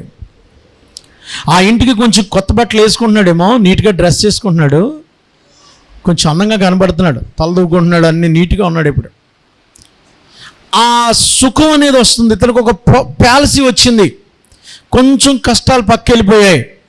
ఒక రూమ్, ఒక ఏసీ రూమ్ ఆయనకి ఇచ్చారు, ఒక హాల్ ఆయనకు ఉంది, ఒక మరి క్వార్టర్స్ ఆయనకి ఇచ్చేశారు. ఇప్పుడు ఆ ఇంట్లో పనులందరూ ఈయన చేతిలో ఉంటారు. కొంచెం ఆశీర్వాదం వచ్చింది, ఐశ్వర్యం వచ్చింది, దీవెన ఎక్కువయింది. అప్పుడే టెంప్టేషన్, శోధన వచ్చింది. యేసేపు శోధన జయించినాడు. ఆ ఇంట్లో ఏ ఇంట్లో పనిచేస్తున్నాడో ఆ ఇంటి యజమానురాలు అతనికి SMS పెట్టింది, నువ్వు చాలా బాగుంటావని. డిలీట్ చేశాడు, రిప్లై లేదు. నో, అది చెప్పకూడదు మీరు అని అన్నాడు. లేదు, నేను నిజం చెప్తున్నాను, నీకు లాంటి వాడు ఈ ప్రపంచంలో లేడని ఇంకో మాట పెట్టింది. ఏయ్ పెట్టుకో, నేను చూడను. బ్లాక్ చేశాడు ఆ నెంబర్ని. ఆవిడ నెంబర్ బ్లాక్ అయిపోయింది. వెళ్ళరాను అని చెప్పింది, పిలిచింది. అమ్మగారు, నా ఇంట్లో పనుడు అనే సంగతి మర్చిపోతున్నావు నువ్వు. నువ్వంటే నాకు చాలా ఇష్టం, ఆ మాట మాట్లాడకూడదు. నేను మీ ఇంటికాడ పనుడు మాత్రమే. పరిశుద్ధత కాపాడుకున్నాడు, శోధన జయించాడు. నువ్వు అంటే నాకు చాలా ఇష్టం అంటుంది. నీకు పెళ్ళయింది, నీకు భర్త ఉన్నాడు. ఒక పెళ్ళి అయిన అమ్మాయి పెళ్ళి కాని కుర్రోడికి SMS పెడుతుంది. పెళ్ళైన అమ్మాయి పెళ్ళి కాని యవనస్తుడిని వలలోకి లాగుతుంది, పాపంలోకి లాగుతుంది. సేమ్ టు సేమ్ ఇది నాలో జరుగుతుంది. సేమ్ టు సేమ్ కుర్రోళ్ళని పాడు చేస్తున్నారు చాలామంది. పెళ్ళైన వాళ్ళు, భర్తలు ఉంటున్న వాళ్ళు డబ్బు కోసం. మొన్నే చెప్పాను మీకు, కర్ణాటకలో 7,000 మంది స్టూడెంట్స్కి HIV. Same situation. అలాంటి పరిస్థితుల్లో, అలాంటి స్థితిలో అతడు పరిశుద్ధతను కాపాడుకున్నాడు, పాపాన్ని జయించాడు, అతను పాపాన్ని ఓవర్కమ్ చేశాడు. నీకు టెంప్టేషన్స్ రావా? ఒంటరితనం అతనికి. తల్లిదండ్రులు ఎక్కడ ఉన్నారు? పెళ్లి కావాల్సిన కుర్రోడు 25-26 సంవత్సరాలు ఉన్నాయి. అతడు ఎలా ఉంటాడో తెలుసా మీకు? అతడు ఎలా ఉన్నాడో చూడండి. 39వ అధ్యాయము 6వ వచనం. అతడు రూపవంతుడును సుందరుడై ఉండెను. జనరల్గా ఆయనకి పుట్టుతో వచ్చిన అందం, అది బానిసగా కనబట్టలేదు అతను. ఇంకో మాట చెప్పాలి మీకు, వినండి. ఏంటో తెలుసా, అంత పరిస్థితుల్లో కూడా అతడు పరిశుద్ధతను కాపాడుకున్నాడు. అది యేసేపును దీవించిన కారణం. పాపాన్ని జయించాడు. ఏమండి పాస్టర్ గారు, పెళ్ళైపోయినా పాపాలు చేస్తున్న వాళ్ళు ఉన్నారు, పెళ్ళి కాకుండా అక్రమ సంబంధాలు పెట్టుకుని వీళ్ళతో ఎఫైర్లు నడిపేసేది, ఎవరినో ఒకరిని పెళ్లి చేసుకుని తలమాసిపోయిన వాళ్ళు కూడా ఉన్నారు. పాపం చేయకుండా ఉండాలంటే ఎట్లా? కొన్ని మాటలు చెప్తాను చూడండి. అతడు ఎలాగ ఓవర్కమ్ చేశాడు, అతడు ఎలా పరిశుద్ధతగా ఉన్నాడు. నెంబర్ 1 చూడు, అక్కడ 9వ వచనంలో, అయితే అతడు ఒప్పక, 7వ వచనంలో నాతో సైనించమని అడిగింది. అతడు ఒప్పక. ఫస్ట్లోనే అతడు ఒప్పుకోలేదు. స్టూడెంట్స్, బ్రదర్స్, తప్పు చేయడానికి మొదట్లోనే దాన్ని తుంచిపడాయి. పాపాన్ని ఫస్ట్నే రిజెక్ట్ చేయి. మరెప్పుడు తప్పు చేయలేవు. మొదట్లో కొంచెం మొహమాటానికి, మొదట్లో కొంచెం సిగ్గుతో, మొదట్లో కొంచెం కాంప్రమైజ్ అయిపోయాం అనుకోండి, లైఫ్ అంతా కాంప్రమైజ్. ఫస్ట్లోనే నేను అలాంటి కాదు, నేను అలాంటిదాన్ని కాదు, నేను ఆ దొంగతనం చేయలేను, నేను ఆ తాగుడు తాగలేను, నేను అబద్ధం ఆడలేను, నా పరిస్థితి అది కాదు, ఐ యామ్ పర్ఫెక్ట్ రెస్పెక్ట్ అని నువ్వు చెప్పాలా. ఫస్ట్ నేను చెప్పు, ఫస్ట్లో నువ్వు చిన్న అవకాశం ఇచ్చావు, నీకేదో SMS పెట్టాడు, యు ఆర్ వెరీ బ్యూటిఫుల్ అని పెట్టాడు ఎవడో నీకు. ఆ పెట్టినప్పుడు ఏం చేయాలి నువ్వు? సైలెంట్గా ఉండి థ్యాంక్స్ అన్నావు అనుకో, అయిపోయింది, పడిపోయావు. థ్యాంక్స్ అని పెట్టాడు, పడిపోయావు. మామూలుగా పొగిడాడు అనుకున్నా, ఫస్ట్లో నో అని చెప్పాలా, అప్పుడే నిలబడతావు. నో, ఇది నువ్వు చెప్పకూడదు, నా కన్నెరికాన్ని నేను కాపాడుకోవాలి, నా కన్యత్వాన్ని కాపాడుకోవాలి, పెళ్ళయ్యే వరకు నేను పరిశుద్ధంగా ఉండాలి. తీర్మానం. క్రీస్తు సంఘము పరిశుద్ధమైంది, యేసు పరిశుద్ధుడు కనుక ఆయన రక్తములో కడగబడిన వాడు పరిశుద్ధంగా ఉండాలి. ఫస్ట్లోనే రిజెక్ట్ చేయి. ఫస్ట్లోనే ఆఫర్ వచ్చింది, రిజెక్ట్ చేయి. జస్ట్ ఒక పెగ్గేసుకోరా, రిజెక్ట్ చేయి. జస్ట్ ఒక చిప్పు తాగరా, రిజెక్ట్ చేయి. ఇది బర్త్డేరా, ఇది పెళ్ళిరా, ఇది దినమరా, ఏదైతే ఏముంది, ప్రతిదానికి అదే కదా, ప్రతిదానికి అదే. రిజెక్ట్ చేయి. నేను ఏమండి పాస్టర్ గారు, అమ్మ ఏనండి, నన్ను చుట్టూ ఉన్నవాళ్ళు పాడు చేసేస్తున్నారండి. చుట్టూ ఉన్నవాళ్ళు, ఏసేపు చుట్టూ ఎవరు ఉన్నారు? మంచోళ్ళు ఉన్నారా? ఇంట్లో వాళ్ళందరూ చెడ్డోళ్ళే, ఇంట్లో బయట ఉన్న వాళ్ళందరూ చెడ్డోళ్ళే, ఐగుప్తు దేశం అంతా విగ్రహారాధికులే. కానీ యోసేపు ఎందుకంత పరిశుద్ధంగా ఉన్నాడు? ఎందుకున్నాడంటే, మొదటగా అతడు పాపాన్ని రిజెక్ట్ చేసేవాడుగా ఉన్నాడు. పాపాన్ని పాపంలా చూశాడు. అమ్మా ఏం చెప్పాడు చూడండి. అయితే అతడు ఒప్పగా తనకు కలిగినంతయు నా చేతికి అప్పగించాడు, నా వశంలో తన ఇంట్లో ఏముందో అతడు ఎరుగడు, ఈ ఇంట్లో నాకంటే పైన వాడు ఎవరు లేడు, నువ్వు అతని భార్యమైనందున నిన్ను తప్ప మరి దేనిని నాకు అప్పగించలేదు, కాబట్టి నేను ఇట్లు ఇంత ఘోరమైన దుష్కార్యం చేసి దేవునికి విరోధంగా పాపము కట్టుకుందని తన యజమాని భార్య తను. వినండి ఇక్కడ ఒక పాయింట్ తీసుకోవాలి మీరు, అందుకు వినండి. యోసేపుకి పాపం చేసే అవకాశం వచ్చినప్పుడు ఎవరిని తెచ్చాడు? వాళ్ళిద్దరి మధ్యన దేవుని తెచ్చాడు. దేవుడిలో ఉన్నవాడు తప్పు చేయలేడు. నీ పక్కన దేవుడు ఉంటే నువ్వు సినిమా చూస్తావా? నీ హృదయంలో దేవుడు ఉంటే నీ పక్క నుండి ఇద్దరం కలిసి చూద్దాం యేసయ్య అంటారా మీరు? ఏమంటాడు యేసయ్య? బాగుంది యేసయ్య, సినిమా బాగుంది అంటావా? నీ పక్కన యేసు ప్రభు ఉంటే నువ్వు మందేయగలవా? నీ పక్కన ప్రభు ఉంటే ఫిగర్ బాగుందని అనగలవా? అనలేవు కదా. నీ పక్కన ప్రభు ఉంటే, ఆయన ఎవరిని తెచ్చాడంటే, నేను దేవునికి బిడ్డని, దేవునికి విరోధంగా పాపం చేయలేను, ప్రభువుని పెట్టుకున్నాడు అతను. ప్రభువుని పక్కనెట్టేస్తే పాపం చేస్తావు, ప్రభువుని హృదయంలో పెట్టుకుంటే పాపం చేయలేవు. అది కారణం. దేవుని స్తోత్రం చెప్పండి. తమిళ్లో ఎప్పుడు మీరు పాపంలో పడిపోతారంటే, ప్రభువుని పక్కనున్నా సరే నేను తాగగలను, ప్రభువుని పక్కనున్నా సరే ఈ అమ్మాయితో నేను ఉండగలను, అబ్బాయితో ఉండగలను అని అనుకుంటే మీరు తప్పు చేస్తారు. ప్రభువుని పక్కనెట్టేస్తే నువ్వు పాపం చేయగలవు. ప్రభువుని హృదయంలో పెట్టుకుంటే, ప్రభువుని ఎదురుగుండా పెట్టుకుంటే నువ్వు పాపం చేయలేవు. దేవునికి స్తోత్రం. ఇది రెండో కారణం. పాపాన్ని ఎలాగ ఎదిరించగలమంటే, ప్రతి విషయంలో నా హృదయంలో దేవుడు ఉన్నాడు, నేనట్లా ఈ దుష్కార్యం ఇది దుష్కార్యం ఏమని చెప్పాడు అతను? నేనట్లా ఇలాంటి పాపానికి అట్టుకుంటానా? మూడో స్టెప్. అమ్మగారు నేను ఎక్కడి నుంచి వచ్చాను నాకు తెలుసండి, నేను బానిస, చచ్చిపోయేవాడు అమ్మగారు. నేను మా అమ్మ నాన్నలు నన్ను బయటికి అమ్మకి దూరం చేసి మా అన్న వాళ్ళు అమ్మేశారు, నన్ను గుంటలో పడేశారు నన్ను. నేను ఎక్కడి నుంచి వచ్చాను నాకు తెలుసు. ఈవేళ ఈ ప్యాలెస్లో ఉన్నానంటే, ఈవేళ ఈ ఫ్యాన్ కింద ఉన్నానంటే, ఈవేళ ఈ సోఫాలో ఉన్నానంటే, ఈవేళ ఉద్యోగం చేస్తున్నానంటే, ఈవేళ ఈ ఆశీర్వాదం వచ్చిందంటే, ఈవేళ ఐశ్వర్యం వచ్చిందంటే, దట్ ఈస్ దేవుడు. అందుకే నేను తప్పు చేయనండి అమ్మగారు. నేను ఎక్కడి నుంచి వచ్చానో నాకు తెలుసు. ఈవేళ నాకు నడిమింతరపు సిరి వచ్చిందని, ఈవేళ నాకు డబ్బు ఉందని, ఈవేళ నాకు ఐశ్వర్యం ఉందని నేను పాపం చేయలేను. యోసేపు కష్టంలో దేవునితో ఉన్నాడు, పాపం చేసే అవకాశం వచ్చినప్పుడు కూడా దేవునితో ఉన్నాడు, పాపాన్ని ఎదిరించగలిగాడు. దేవునికి స్తోత్రం కలుగును గాక. చాలామంది కష్టంలో దేవునితో ఉండగలరు, సుఖం వస్తే దేవుని పక్కనట్టేస్తారు. సుఖం వస్తే పక్కనట్టేస్తారు. ఏముందిరా, ఏముంది ఈ వేళకే, ఏముందిరా మనం ప్రతిరోజు చేస్తాం ఈ వేళకే. యోసేపులో ఇంకో విషయం చెప్పాలి. మూడో మాట చెప్తున్నాను చూడండి.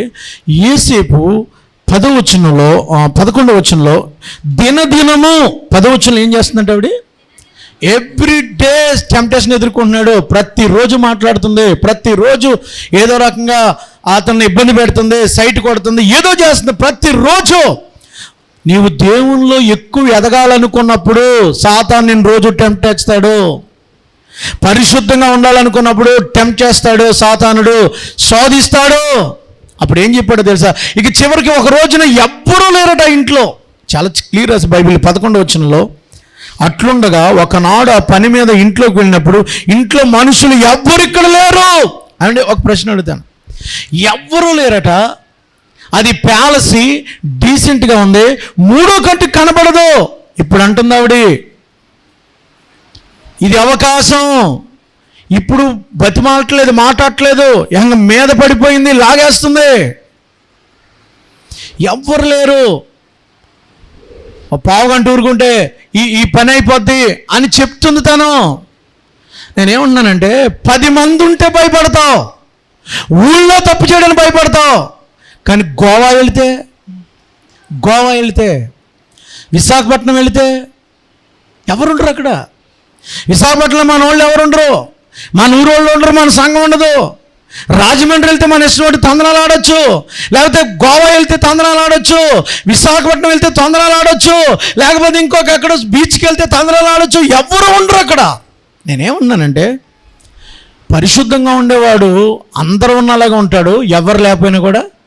నువ్వు సింగిల్గా ఇంట్లో ఎవరు లేనప్పుడు, ఒంటరిగా ఉన్నప్పుడు పరిశుద్ధంగా ఉండగలుగుతావు. నీ సెల్ ఫోన్ పరిశుద్ధంగా ఉంటుందా? సింగిల్గా ఉన్నప్పుడు ఎవరితో మాట్లాడుతున్నావు? బోర్ కొడుతుంది, ఎవరికి చాట్ చేస్తున్నావు? బోర్ కొడుతుంది, ఏం చూస్తున్నావు? ఒంటరితనంలో పరిశుద్ధతను కాపాడుకున్నాడు అతను. అక్కడి నుంచి ఏమయ్యాడు తెలుసా? పారిపోయాడు. ఏం చేశాడని అక్కడ 11వ వచనం చాలా మంచి మాట ఉంది, నేను ముగిస్తాను. అక్కడ ఏమంటాడంటే, అతను వస్త్రం పట్టుకున్నప్పుడు సైనించమని అడిగినప్పుడు అతడు ఆ వస్త్రాన్ని విడిచిపెట్టి తప్పించుకుని ఏం చేశాడంట?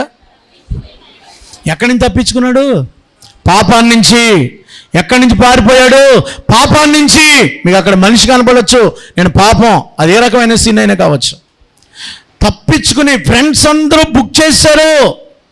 ఒక పాస్ట్ గారు చెప్తున్నారు, 10th క్లాస్ పాస్ అయిన అమ్మాయి, ఆవేళ ఫేర్వెల్ కార్యక్రమం జరుగుతుంది, అందరూ పార్టీలు డ్రెస్ వేసుకు వెళ్తారు, ఫేర్వెల్ వేళ పార్టీ జరుగుతుంది, కుర్రోళ్ళు మగోళ్ళు హ్యాపీగా ఉంటారు. ఈ అమ్మాయి బట్టలు కొన్నారు, అమ్మాయి వెళ్ళడానికి. తల్లిదండ్రులు పార్టీకి ఏమ్మా వెళ్ళలేదని అడిగాడు నాన్నగారు. నేను వెళ్ళండాడు అంది. బాయ్ నేను వెళ్ళండాడు. ఎందుకు వెళ్ళు? బట్టలు కొన్నాం కదా, ఏం లేవు నీకు, ఏం తక్కువ డబ్బులు కావాలా, ఇస్తాను. నేను వెళ్ళను. ఒక మాట చెప్పమంటారా? ఈవేళ ఆ పార్టీలో వాటర్ ఫాల్ పడుతుంటే ఆడోళ్ళు మగవాళ్ళు కలిసి డ్యాన్స్లు వేస్తారు డాడీ. ఈవేళ ఫ్రీగా ఒకళ్ళనొకళ్ళు రాసుకుని కూర్చుంటారు డాడీ. మరే నువ్వెందుకు వెళ్ళవు? వాళ్ళు రాసుకొని నీకెందుకు? వాళ్ళకి బాయ్ ఫ్రెండ్స్ ఉన్నారు డాడీ, మరి నీకు లేరా? వాళ్ళ నాన్న అడుగుతున్నాడు, నీకు లేరా? నాకు లేరు. ఏ పెళ్ళయ్యే వరకు నేను పరిశుద్ధంగా ఉంటాను డాడీ, నేను యేసు ప్రభు బిడ్డనే. చెప్పగలరా మీ పిల్లలు? నేను అక్కడికి వెళ్ళను, తప్పించు. ఏ పార్టీ వచ్చినా మేము తప్పించుకున్నాం. డిగ్రీ చదివే వరకు స్కూల్లో ఏ పార్టీ అయినా, ఏ ఎస్కేషన్ అయినా తప్పించుకున్నాం. పోరా, ఎక్కడికి వెళ్ళా? నా లైఫ్లో ఏ పార్టీకి వెళ్ళలేదు, నేను తప్పించుకున్నాను. నువ్వంత పరిశుద్ధుడు అంటే కాదు. తప్పించుకోవాలి, పారిపోవాలి, పాపానికి దూరం అవ్వాలి. ఎక్స్కర్షన్లు, పిక్నిక్లు ఏం జరుగుతున్నాయి అక్కడ? అమ్మాయిలు అబ్బాయిలు కలిసి ఇష్టం వచ్చినట్టు ఉంటున్నారు అక్కడ. జాగ్రత్త. యేసేపు పాపం నుండి పారిపోయాడు, పరిశుద్ధతను కాపాడుకున్నాడు, శోధన జయించగలడు. నువ్వు అభివృద్ధి చెందాలంటే, నువ్వు దీవించబడాలంటే నీవు పరిశుద్ధత కాపాడుకోవాలి, పాపాన్ని జయించాలి. ఇప్పటికి 5 విషయాలు చెప్పాను, నేను ముగిస్తాను, మిగిలిన చెప్పను, వచ్చిన చూపించి వదిలేస్తాను. నెంబర్ 1 ఏంటి చెప్పండి? చెడ్డదాన్ని అసహించుకున్నాడు, ఇంట్లో వాళ్ళు చెడిపోతాడు. 3వది శ్రమలో నిలబడగలిగాడు, భక్తిగా ఉండగలిగాడు. 3వది నమ్మకంగా ఉన్నాడు. 4వది భయపడ్డాడు. 5వది సాతాను శోధనలు జయించాడు, పరిశుద్ధంగా జీవించాడు. 6వది యేసేపు ప్రేమ కలిగినోడు. యేసేపు ఎవరు తెలుసా? యేసేపు దేవుడు బ్లెస్డ్. కారణం ఏంటి తెలుసా? ఎవరిని ఆశీర్వదిస్తాడు దేవుడు? పరిశుద్ధ గ్రంథంలో ఆది కాండంలోనే ఎంతంటే 43వ అధ్యాయం 30 వచనం, 43, 30 వచనం, 45, 14, 15 ఒకసారి చూడండి, ముగిస్తాను. చదవండి, వదిలేసరే. ప్రేమ పొర్లుకుని వచ్చిందంటే యేసేపుకి ఏమొచ్చిందమ్మా? ప్రేమ ఎలాగొచ్చింది? మీ ప్రేమ ఎలాగొస్తుంది? పొర్లుకు రావడం అంటే ఏంటండి? అన్నదమ్ముల మీద ప్రేమ ఎలాగొచ్చిందంట? రే నువ్వు నా తమ్ముడు రా. 45వ అధ్యాయం 14, 15, 45, 14, 15 అన్నల మీద, తమ్ముడి మీద, అన్నల మీద మెడపడి ఏడ్చాడు. ప్రేమ అండి. ఎవరిని ప్రేమిస్తున్నాడమ్మా? ఒకసారి చూడండి, ఎవరిని ప్రేమిస్తున్నాడు? అన్నల్ని. ఎందుకని ప్రేమించారా? నాన్నలో బాగా సహకారం చేశారా? సపోర్ట్ కొని. ఏసేపు నాన్నకాలు ఎవరు లేరు. నేను ఒంటరినండి, నేను ఒంటరిదాన్నండి, నాకు సపోర్ట్ ఇచ్చేవారు లేరు, అమ్మ నాన్న లేరు, అన్నదమ్ములు లేరు, ఒంటరివాడివే. ఏసేపు ఒంటరుడే. దేవుడు ఉన్నాడు ఏసేపు వెనకాల. యెహోవా తనకి. నువ్వు ఒంటరుడు ఎందుకయ్యా? దేవునితో ఉన్నాడు. ఇప్పుడు నేను ఏం చెప్తున్నానంటే, ప్రేమ పొర్లుకు వచ్చిందంటే ఎవరి మీద? చచ్చిపోతే బాగుండేడు. ఎవడు? అన్న ఓళ్ళ మీద ప్రేమ. అన్నదమ్ములు మెడ మీద పడి ఏడ్చాడట. అన్నలను చూసి తట్టుకోలేక తలుపేసుకుని 45వ అధ్యాయంలో బోరు ఏడ్చాడట. ఇంట్లోకి వెళ్ళి అన్నలను చూసి ఏడ్చాడట. అన్నలారా, మీ నాన్న ఎలాగ ఉన్నాడు? వీళ్ళ నాన్నే కదా. మీ నాన్న ఎలాగ ఉన్నాడు? ఏడ్చాడు. స్టోరీ చాలా ఇంట్రెస్టింగ్ ఉంది. మీరు సీరియల్ ఎలా ఉంటుందో 37 నుంచి ఇంటికి వెళ్ళాక 50 వరకు పావు గంటలో చదివేస్తారు. సీరియల్ కంటే బాగుంటుంది ఇది. దేవునికి స్తోత్రం. చాలా ఎంటర్టైన్మెంట్ ఉంటుంది ఇందులో, చాలా ఎమోషనల్ ఉంటాయి, చాలా రొమాంటిక్ ఉంటుంది, చాలా అన్ని రకాల స్టోరీ తీయడానికి యేసేపుకు మించింది స్టోరీ బైబిల్ ఇంకా ఎక్కడ కనపడదు. దేవునికి స్తోత్రం కలుగును గాక. ఈ స్టోరీలో చూస్తుంటే అతను ఏం చేశాడో తెలుసా? చాలా ప్రార్థనతో అతడు ప్రేమ కలిగినాడు. ఎవరిని ప్రేమించాడు? ఎవరినే? అన్నదమ్ములను. అంటే నేను ఇష్టపడను. అన్నదమ్ములలో చంపేయాలని చూసేవాడు నీకు అన్నలాగా అవుతాడు. నిన్ను పోవాలనుకున్నవాడు చచ్చిపోతే బాగుండు. శత్రువులను కూడా ప్రేమించాడు. శత్రువును ప్రేమించాడు, ఐగుప్తులను ప్రేమించాడు, అందరిని ప్రేమించాడు. అతనిలో ప్రేమతత్వం ఉంది. యేసేపుని చూస్తే ఎంత ప్రేమ వస్తుందంటే నాకు ఆ మాట, అసలు అన్నల్ని ఎలా ప్రేమించాడు అతను, ఎంత ప్రేమగా ఉన్నాడు అతను. నిజంగా ఎంత. నిన్ను తిట్టినోళ్ళని, అమ్మా మీ అన్నదమ్ములు మీరు ప్రేమిస్తారా? బయట వాళ్ళని వద్దులే, మీ అక్క చెల్లిని ప్రేమిస్తారా? పోనీ సంఘస్థులను ప్రేమిస్తారా? మేమందరూ సహోదరులు అండి, కానీ ప్రేమే లేదండి. వాళ్ళింటికి వెళ్ళరా, 2 ఏళ్ళ ఇంటికి వెళ్ళరా. మా ఇంటికి వచ్చిందా? నీలో ప్రేమ ఉంటాయి. మా ఇంటికి వచ్చిందా? మీ ఇంటికి వచ్చి చూసుకో. మంగళవారం కోటలో మా ఇంటికి వచ్చిందా నువ్వు చూసుకుని ఎట్టడం కాదు. అవి ప్రేమతో వెళ్ళుట. భారతదేశాన్ని ప్రేమించారు కనుక ఈ అమెరికా నుంచి, ఇంగ్లాండ్ నుంచి ఇండియాకి వచ్చారు వాళ్ళు. భారతదేశాన్ని ప్రేమించారు వాళ్ళు. యేసు ప్రభు ప్రేమ నీలో ఉండాలా? నేను ఇంకెక్కువ చెప్పను, ప్రేమ గురించి చాలాసార్లు అంటారు కాబట్టి. 7వది యేసేపులో ఉన్న గుణం ఏంటంటే 50వ అధ్యాయము 15, 16, 17, 18, 20 వరకు చదువుకుంటే అతడికి క్షమించే గుణం. వాళ్ళు ఏమన్నా తెలుసా? 15 వచ్చి, అన్న తమ్ముడు మమ్మల్ని క్షమించయ్యా. ఏంటయ్యా క్షమించమని అడుగుతావు? మీరు నన్ను క్షమించమని అడగడం ఏంటన్నా?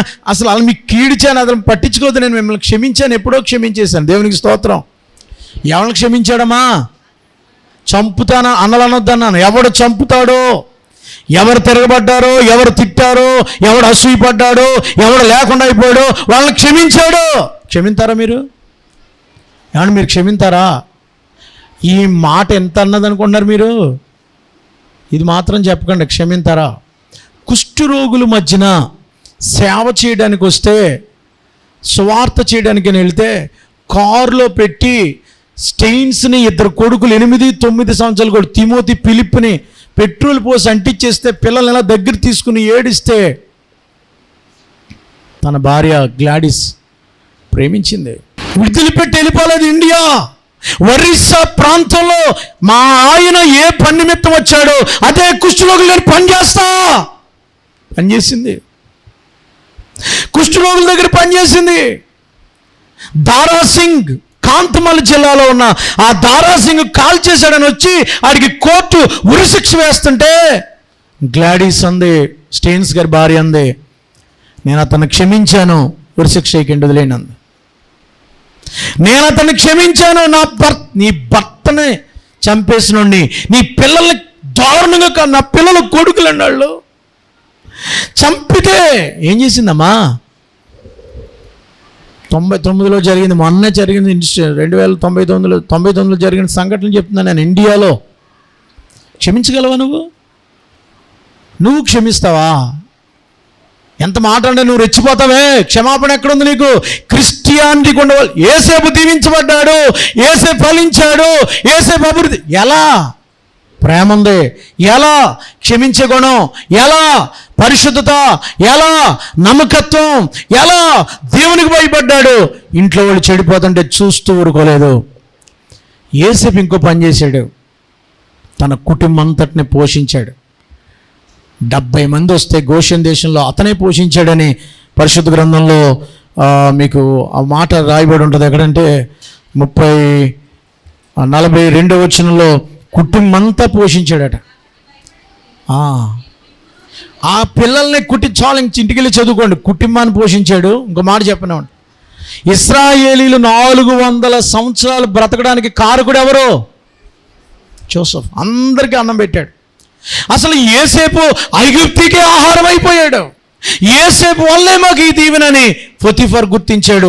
ఐగుప్తీయులందరికీ కాదు, ప్రపంచంలో కరువు వస్తుంటే ఏసేపు ఒక్కడి వల్లే ప్రపంచం ఆ కరువు కాలంలో బతికిందంటే అనేకుల్ని పోషించాడు, అనేకులకి ఆహారం ఇచ్చేవాడయ్యాడు, అనేకులకి పోషకుడయ్యాడు. ఒక్కళ్ళకైనా నువ్వు ప్రయోజనకరంగా ఉన్నావా? ఒక్కళ్ళనైనా ప్రభు దగ్గర తిప్పగలిగావా? ఒక్కళ్ళకైనా నువ్వు ప్రేమ చూపించగలిగావా? తల ఉంచుదాం, ప్రార్థన చేసుకుందాం. కళ్ళు మూసుకుని చిన్న ప్రార్థన చేసుకుందాం. ఎవరినైనా క్షమించగలుగుతున్నావు నువ్వు? జిమ్ ఎలియట్ ఈక్వెడార్ ప్రాంతానికి, సౌత్ అమెరికా వెళ్తే నరమాంస భక్షకులు యేసుప్రభుని గురించి చెప్తుంటే ఒక్క రాడు తీసుకుని ఒక్క దెబ్బ కొడితే తలకు తగిలి చచ్చిపోతే తొడ తినేసాడు ఒకడు. ఒట్టిగే ఆడి పేరు. ఆ తొడ తినేస్తే ఆవిడ అదే ఊరు వెళ్ళి సేవ చేస్తానంది. మిషనరీలు ఒప్పుకోలేదు. మా ఆయన ఎక్కడ చచ్చిపోయాడు, వాళ్ళ కోసం పనిచేస్తానంది. వెళ్ళాడు అక్కడికి, పనిచేశాడు. పనిచేసింది ఆవిడ ఎలిజబెత్, ఆవిడ పేరు. ఆ ఒట్టిగా అన్నవాడు యేసు ప్రభుని నమ్ముకున్నాడు. అమ్మా ఒక మాట చెప్తాను వింటారా అంటే చెప్పర్లేదన్న. మీ ఆయన్ని చంపేసింది నేనే. తిడతాదేమో కొడతాదేమో అనుకున్నాడు. నో ఇలారా, ఒట్టికెళ్ళారా అని చేయి తీసుకుని ముద్దు పెట్టుకుందట. యేసు ప్రభువుని నేను క్షమించాను. అది క్షమిస్తావా? ఏసేపులాగా ఫలించాలనుకుంటున్నావా? అభివృద్ధి చెందాలనుకుంటున్నావా? ఆశీర్వదించబడాలనుకుంటున్నావా? దేవుడిని ఆశీర్వదిస్తాడు. ఈ 7 లక్షణాలు నీలో ఉంటే, ఈ ప్రేమించే బుద్ధి, క్షమించే బుద్ధి, ఆ నమ్మకమైన జీవితం, పరిశుద్ధమైన జీవితం, శ్రమలు వచ్చినా సణుక్కోకుండా దేవుడున్నాడు నాతోనే విశ్వాసంతో తట్టుకునే బుద్ధి నీకుంటే ఆల్రెడీ బ్లెస్డ్. 10 మందికి ఉపకారం యోసేపు అంటే, కుటుంబానికి ఎవరినైతే తిరస్కరించారో, ఎవరినైతే వద్దని వాడే దిక్కు, నిన్ను దిక్కయ్యే వాళ్ళకి చేస్తాడు. నీవే నీ ఇంటికి దిక్కుగా, నీ కుటుంబానికి, నీ సంఘానికి ప్రార్థన చేస్తున్నాను. తీర్మానం చేసుకుని నేను ఒక ఏసేపులాగా ఫలించాలనుకుంటే చిన్న ప్రార్థన చేసుకో. మహాపరిశుద్ధుడు అయిన మా తండ్రి, ఎత్తుబడిన వాక్యం ఫలింప చేయండి. ఏసేపుని దీవించబడటమే మేము చూస్తాం. ఏసేపు యొక్క మంచితనాన్ని చూస్తాం. ఏసేపు ప్రధానమంత్రి అయిపోయాడని చెప్పుకుంటాం. ఏసేపు అడుగు పెడితే దీవెనని చెప్పుకుంటాం. కానీ అతని వెనకాల ఎలాంటి పరిశుద్ధ లక్షణాలు ఉన్నాయని గుర్తించలేకపోతున్నాం. అతని శ్రేష్ఠ జీవితంలో నాయన అతను చెడుతనాన్ని సహించుకున్నాడు. అతడు నమ్మకంగా ఉన్నాడు. అతడు శోధనలు, ఆ శ్రమలను తట్టుకున్నాడు. పాపాన్ని శోధన జయించాడు. అతడు నీకు భయపడ్డాడు. అతడు ప్రేమ చూపించాడు. శత్రువుల్ని సైతం ఎవరైతే ఈడు ఉండకూడదు అనుకున్నారో వాళ్ళనే ప్రేమించాడు. చివరికి క్షమించాడు. ఈ 7 లక్షణాలు మాకు అనుగ్రహించమని, ఏసేపులాగా ఫలభరితమైన జీవితం, మా జీవితాల్లో అభివృద్ధి, మా జీవితాల్లో ఆశీర్వాదం, మా జీవితాల్లో దీవెన చూసే భాగ్యం దయచేయమని, వెత్తబడిన వాక్యం ఫలింప చేయమని యేసు ప్రభువారి పేరట వేడుకొనుచున్నాము తండ్రి. ఆమెన్.